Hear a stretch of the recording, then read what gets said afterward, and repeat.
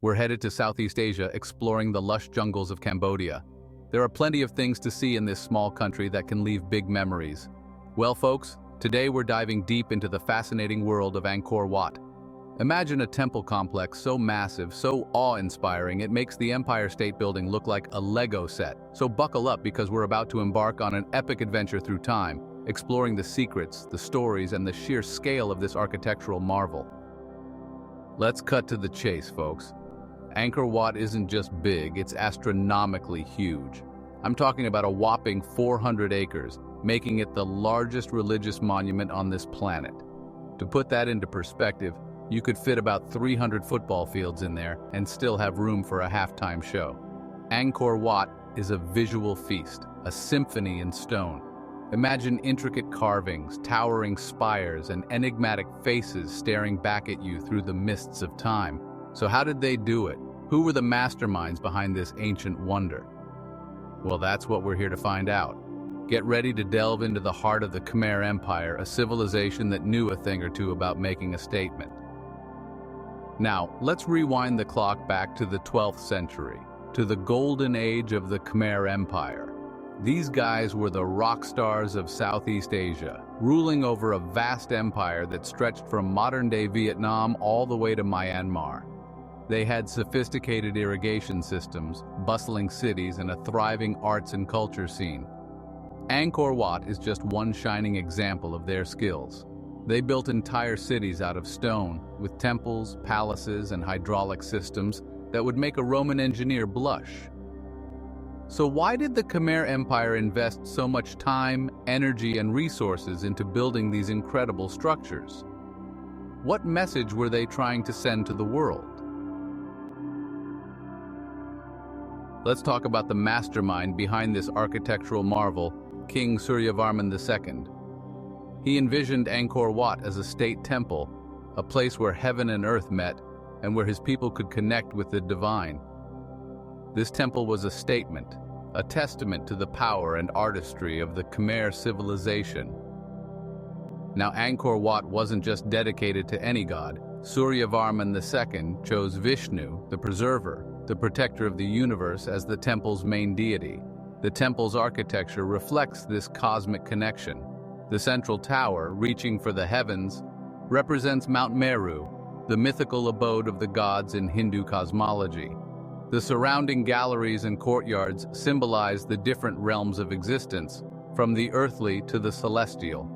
Walking through this grand structure is like taking a journey through the cosmos, guided by the stories etched in stone. The walls of Angkor Wat are covered in epic tales from Hindu mythology, the battle between good and evil, the churning of the cosmic ocean, and the adventures of Vishnu himself. It's like they took a page out of the Lord of the Rings set design, but with a 1,000-year head start. But Angkor Wat isn't just a collection of pretty pictures carved in stone. Every detail, every carving, every angle is imbued with deep symbolism, reflecting the Khmer's understanding of the universe and their place within it. Take the Apsaras, for example. These celestial dancers, carved into the walls by the thousands, represent beauty, grace, and the divine feminine. Then there are the Nagas, mythical serpent deities that symbolize fertility, protection, and the bridge between the earthly and the divine. You'll find them everywhere in Angkor Wat, guarding entrances, lining causeways, and generally looking fierce. The intricate patterns and geometric designs represent the interconnectedness of all things, the cosmic dance of creation and destruction that governs the universe. Walking through Angkor Wat is like stepping into a giant open-air textbook of Khmer spirituality. Suryavarman II may have only ruled for a few decades, but his vision, his ambition, his belief in the power of architecture to transcend time, well, that's a legacy that's still going strong centuries later. Angkor Wat stands today as a testament to the ingenuity, the artistry, and the sheer audacity of the Khmer Empire. It's a reminder that even the most powerful empires crumble, but great art, true masterpieces, they have a way of enduring, of whispering their stories across the ages.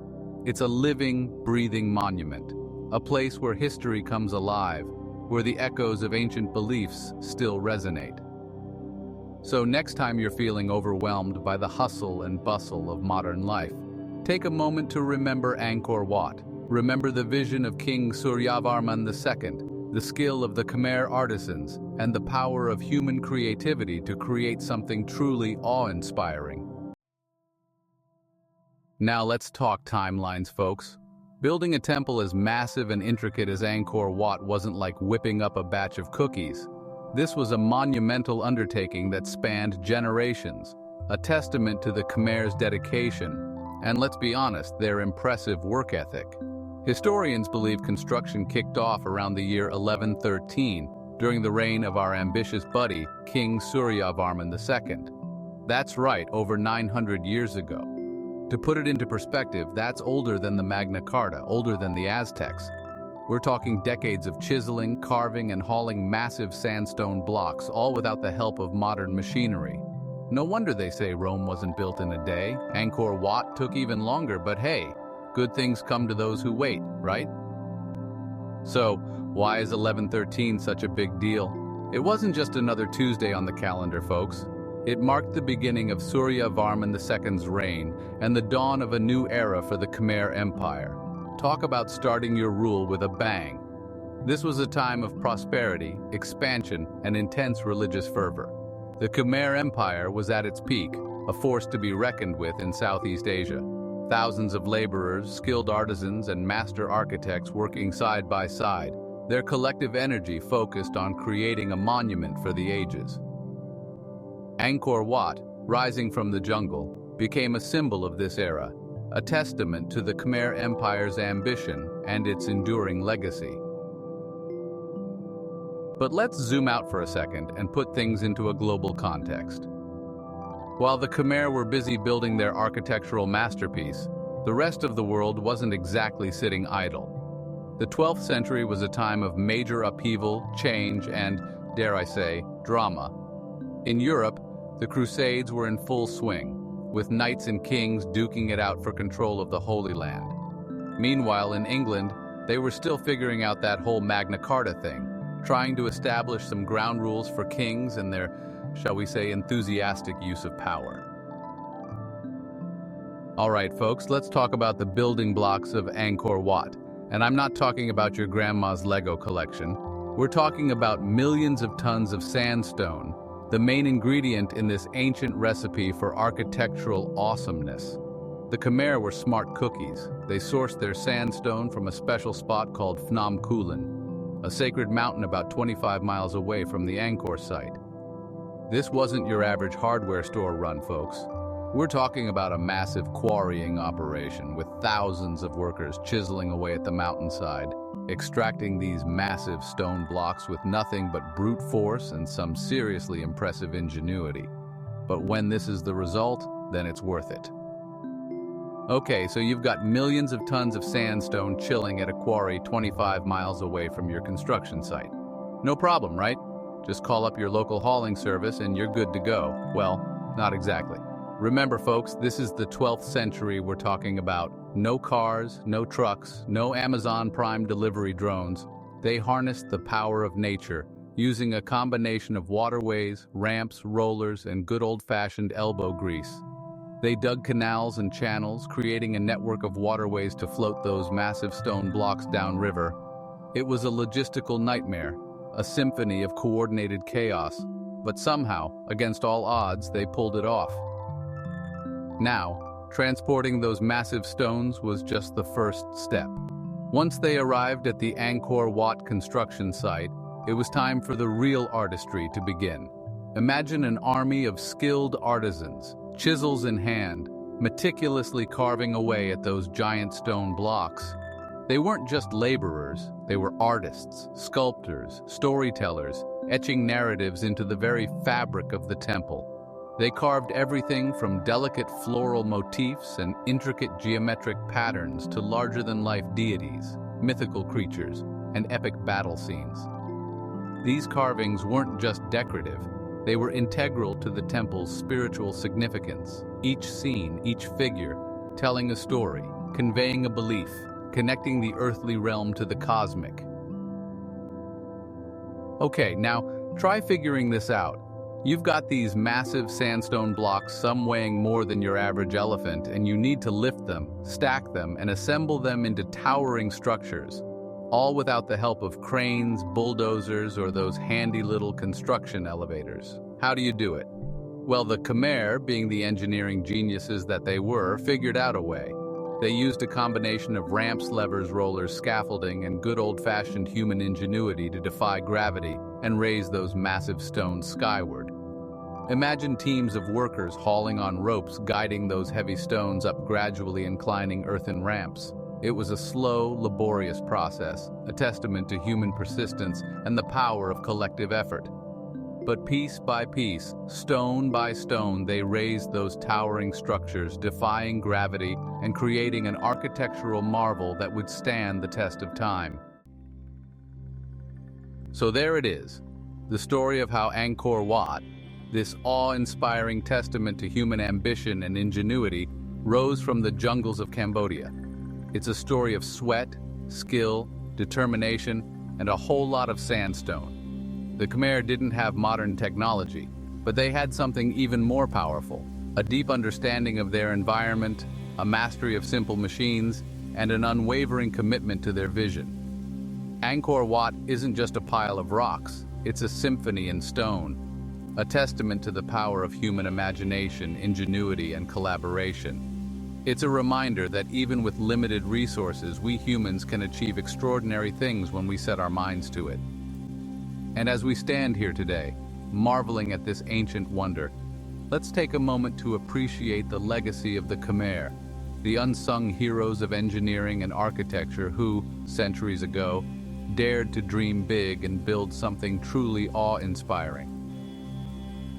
Angkor Wat isn't just a pretty face, it's a masterpiece of design. Imagine a building so well designed it makes Frank Lloyd Wright look like a rookie. 3 tiers, each more elaborate, rising to a central tower. Lotus bud-shaped towers, symbolizing spiritual enlightenment. Intricate carvings and decorative motifs in every nook and cranny. Now let's decode the Khmer Empire's cultural DNA for a sec. Angkor Wat isn't just a pile of pretty stones, it's a giant history book. The carvings depict scenes from Hindu epics like the Ramayana. And those graceful Apsara dancers? They represent celestial beings. Angkor Wat also gives us glimpses into everyday life in the Khmer Empire. Every empire has to play politics, and the Khmer were no different. Angkor Wat wasn't just a spiritual center, it was a power move, a giant billboard proclaiming the Khmer Empire's dominance. Imagine building a skyscraper so tall it casts a shadow over your rival cities. King Suryavarman II, the mastermind behind Angkor Wat, knew what he was doing. By building a temple of this scale, he was consolidating his power and sending a clear message to his neighbors: don't even try it. Angkor Wat's location at the heart of a sophisticated irrigation system demonstrated the Khmer's mastery of technology and their ability to provide for their people. Okay guys, let's fast forward a few centuries. The Khmer Empire has faded into the history books, swallowed by the jungle, its once great cities reduced to ruins. But Angkor Wat, stubborn as ever, refused to fade away. While other temples crumbled, Angkor Wat, thanks to its strategic location on higher ground and its sheer scale, remained a place of pilgrimage for local communities. They may not have had the resources to maintain it properly, but they kept the memory of Angkor Wat alive. Then, in the 19th century, French explorers stumbled upon this hidden wonder, their minds blown by its scale and artistry. Word got out, and soon, Angkor Wat was back on the map, this time as a global sensation. Of course, rediscovery brought its own challenges. Looting, hasty restorations, and the impact of tourism all threatened to damage this fragile wonder. But thankfully, folks, cooler heads prevailed. Why does Angkor Wat, a relic of a long-gone empire, still matter today? Angkor Wat is a testament to the enduring power of human creativity. It's a symbol of cultural exchange and interconnectedness. Built at a crossroads of trade routes, it represents the fusion of artistic traditions. Angkor Wat reminds us to be responsible stewards of our cultural heritage. Did you know Angkor Wat is a UNESCO World Heritage Site? Let's talk about its recognition. The Oscars of the historical world, which is UNESCO World Heritage status. Angkor Wat? It's got that golden statue. In 1992, UNESCO inducted Angkor Wat into their World Heritage Sites. Like getting a Michelin star for ancient temples. It means you've made it to the A-list of human history. This designation comes with serious perks. International recognition, funding for preservation efforts, and attention from history buffs and travelers. It highlights the site's universal value, a reminder that some things transcend borders and time. Angkor Wat isn't just another average tourist trap. People come from all over just to step foot on this place. It's a magnet for tourists. Millions visit every year for that perfect picture. But it's not your average tourist trap. There's a certain magic here. The intricate carvings whisper ancient stories. Angkor Wat makes you feel like you've stepped back in time. It's a place that stays with you. You can find tour guide information in the description. Bring water and comfortable walking shoes. Angkor Wat is a cultural treasure and a major economic engine for Cambodia. Millions of visitors mean millions of dollars flowing into the local economy. Jobs created, hotels booked, restaurants overflowing. Souvenir stands doing a roaring trade. Revenue helps fund preservation efforts. Angkor Wat is a driving force for economic growth and sustainable development. Finally, folks, let's talk about image. Because in a world obsessed with branding, with creating that perfect Instagram-worthy aesthetic, Angkor Wat is Cambodia's ultimate PR coup. It's like having the Mona Lisa as your national logo. Think about it. When people around the world hear the name Cambodia, what's the first image that pops into their heads? That's right. Angkor Wat. Those iconic towers, those intricate carvings, they've become synonymous with the country itself. And that's huge, folks, because it's not just about attracting tourists. It's about shaping perceptions, about putting Cambodia on the map as a nation with a rich history, a vibrant culture, and a whole lot to offer the world. Angkor Wat is Cambodia's stone ambassador, a silent but powerful envoy that speaks volumes about the country's resilience, its creativity, and its enduring spirit. So, fellow adventurers, we've journeyed through time. Doc Brown himself would be proud. We've ventured into the heart of the Cambodian jungle, all in search of Angkor Wat's secrets. And let me tell you, this place is more than just a pretty face. It's a testament to the power of human ingenuity, ambition, and the enduring allure of a good story carved in stone. We've marveled at its sheer scale, scratched our heads at the engineering feats involved in its construction, and decoded the cultural and spiritual messages embedded in its every carving. We've seen how Angkor Wat has transcended its status as a religious monument to become a symbol of Cambodia itself, a beacon of resilience and creativity on the world stage.